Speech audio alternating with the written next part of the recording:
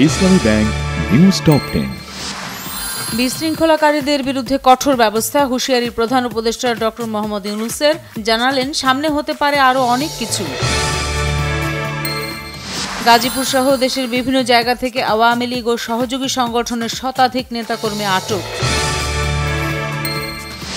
সিরাজগঞ্জ ৬ আসনের সাবেক সংসদ সদস্য চয়ন ইসলাম গাজীপুর থেকে গ্রেফতার। সেখানকার একটি বাড়িতে ২ মাস ধরে অবস্থান করছিলেন তিনি। স্বরাষ্ট্র উপদেষ্টা জাহাঙ্গীর আলম চৌধুরী বলেছেন, ছোট শয়তান বড় শয়তান ভেদাভেদ নেই, যারা শয়তানি করবে তারাই ডেভিল হান্টের জালে ধরা পড়বে। বাণিজ্য উপদেষ্টা শেখ বশির উদ্দিন বলেছেন, প্রয়োজনে অপারেশন ডেভিল হান্ট বাজার সিন্ডিকেট নিয়ন্ত্রণেও কাজ করবে।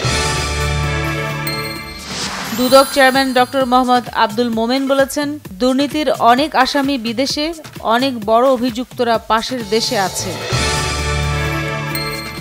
প্রধান উপদেষ্টার সাথে সন্ধ্যায় বৈঠকে বসবেন বিএনপি নেতারা। আলোচনায় গুরুত্ব পাবে নির্বাচন ও চলমান বিভিন্ন ইস্যু।